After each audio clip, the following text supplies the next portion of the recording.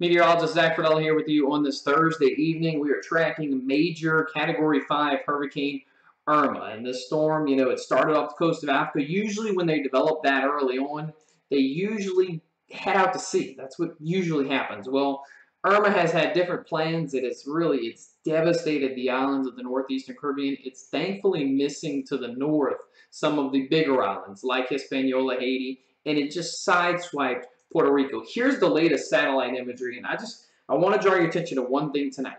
Number one thing, for Gulf Coast residents, this does not look like our storm. And we're almost, you never stay positive in forecasting the weather because it is the future and things change. But we are so, we have such a consensus among the models, and we're so close now to a Sunday landfall, things can't change that much. But I just want to draw your attention to the picture that's out there right now. This is the visible satellite, then transitions to the overnight satellite.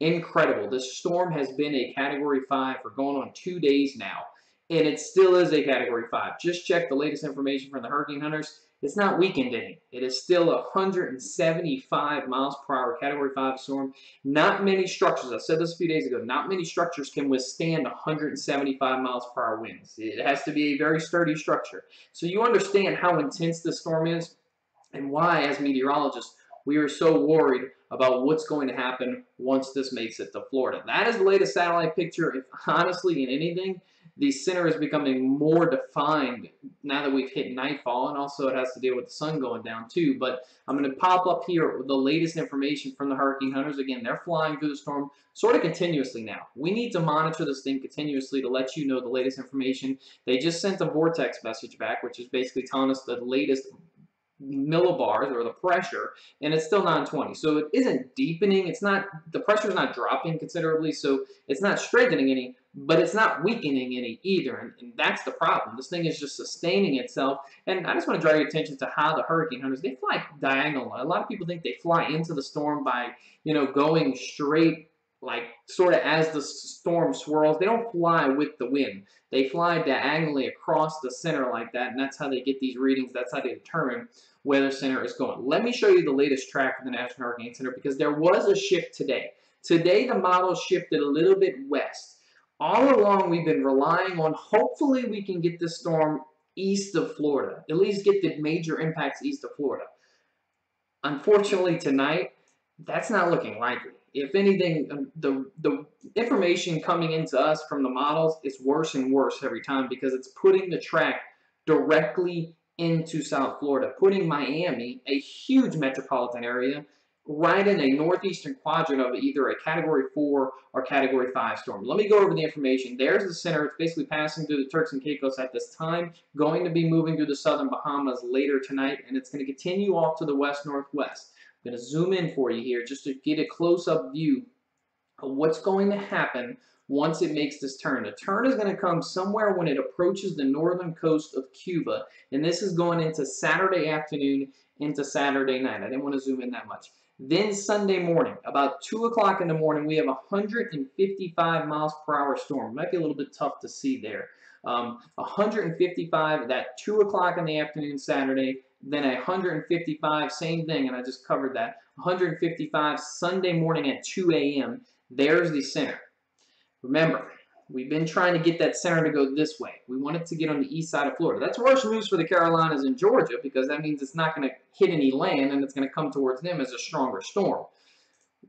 That's not happening. The models are just not doing that. And so the models are all on board now that this thing is going to go right up the spine of Florida. I'm from New Orleans. Most of you that monitor my page, either, you're mostly from Louisiana. We know our worst storms, Rita, Katrina, we know the storms that are just nightmares, the nightmare tracks. This is their nightmare. This is South Florida's nightmare of a track. From the intensity of the storm and the track it's going to take, this is their nightmare of the storm. That's why, as meteorologists, we're preaching and preaching and preaching. Listen to your officials. This is not a storm that you want to contend with. This is rivaling Andrew. And every storm is different. Don't get me wrong. You never try and compare two storms, because every storm is different. Somebody after this weekend is going to say, oh, well, that wasn't that bad. I have no clue who that's going to be. But I have a feeling that it's not going to be anybody in South Florida. Because in South Florida, the people that do stay for this storm, they're going to be in for a rude awakening call, because we're talking, if this takes this track, which is becoming more and more likely, and I'm sure the European, which when the European says it, I'm very confident in it, because the European is our best model. Unfortunately, that is our best model. And if it takes this track, you're talking about downtown Miami, all of this populated area. Remember, this is the most populated area, one of the most populated areas in the country. Okay, the right front quadrant, the worst quadrant in a hurricane, the strongest quadrant, that wind is going to be blowing onshore right into downtown Miami. That eye wall is going to be here. You're talking 130 to 150 miles per hour winds. We hope that changes, but right now, that is the way it's looking for at least South Florida. It doesn't end there. If that was just the case and it just went away after that, maybe we can salvage something as far as, okay, this is not going to be I mean, it's still going to be a devastating storm, but here's the problem. And as this loads, you're going to see. The problem is the storm is going to go right up the peninsula of Florida. The worst possible track for many locations from South Florida through Central Florida. Remember, Orlando, another huge metropolitan area. Center is going to pass almost overhead, okay? Jacksonville, overhead. As we go into Monday, say, the daybreak on Monday, it's over Jacksonville. And it doesn't stop there. It continues to go up the coast all the way into Georgia. Now, the good news with the latest track shift from the National Hurricane Center and all the models moved a little west, it never gets back over water. It's going to be a slow weakening process because it's still going to be pulling in the water from the Atlantic, but it's still in South Georgia, 90 miles per hour at 1 o'clock on Monday.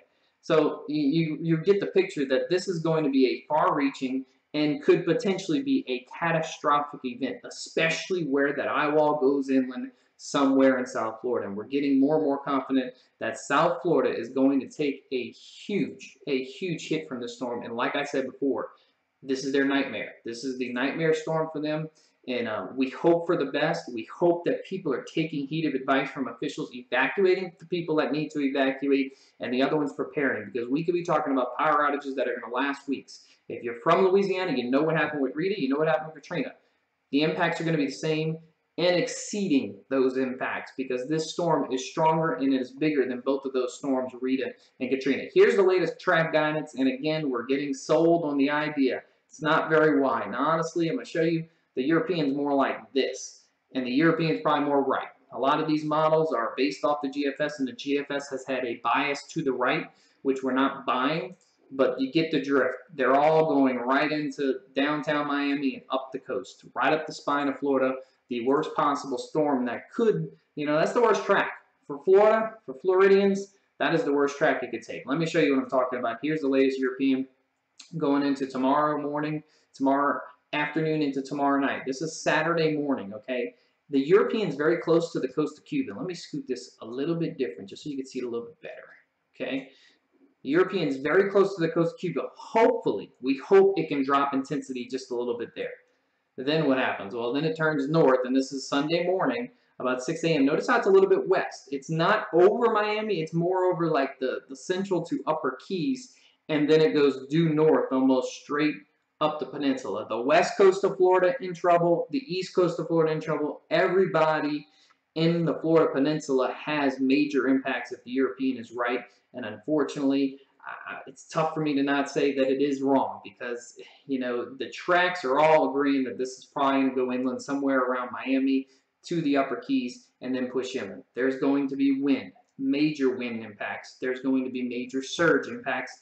And then there's going to be rainfall. Rainfall is sort of the lower end because the storm is going to be moving at a rapid pace. Once it goes north, it's going to be picking up speed and moving quickly. So that's the good news. It's not a Harvey situation, but remember, 3 weeks ago, Harvey devastated Houston, major metropolitan city.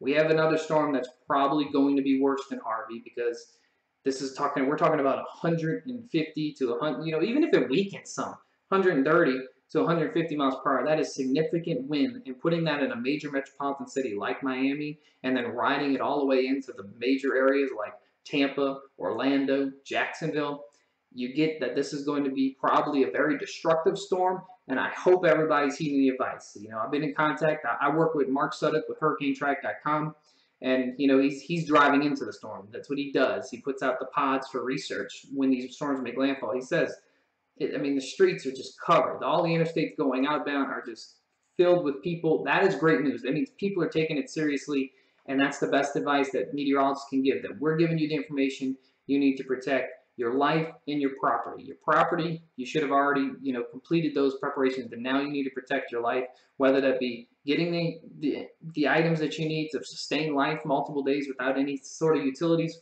or getting out of town. That's the two things you need to do. So if you have any family in Florida, check on them. If they need to come to you, let them come, because a lot of people are evacuating and a lot of hotel rooms are booked. Speak to them. If they need to come to Louisiana, tell them it'll be worth it, because this storm is going to be, this is their nightmare storm. We all have nightmare storms. Louisiana has many, but this one is their nightmare storm, and this could exceed any storm in a lifetime, and it is a once-in-a-generational storm. I'm meteorologist Zach Cordella on this Thursday night. Of course, I'll be continuing to update everybody here at home, and hopefully maybe you could pass that information along to your Floridian friends over the next few days as we get closer to landfall sometime on Sunday afternoon.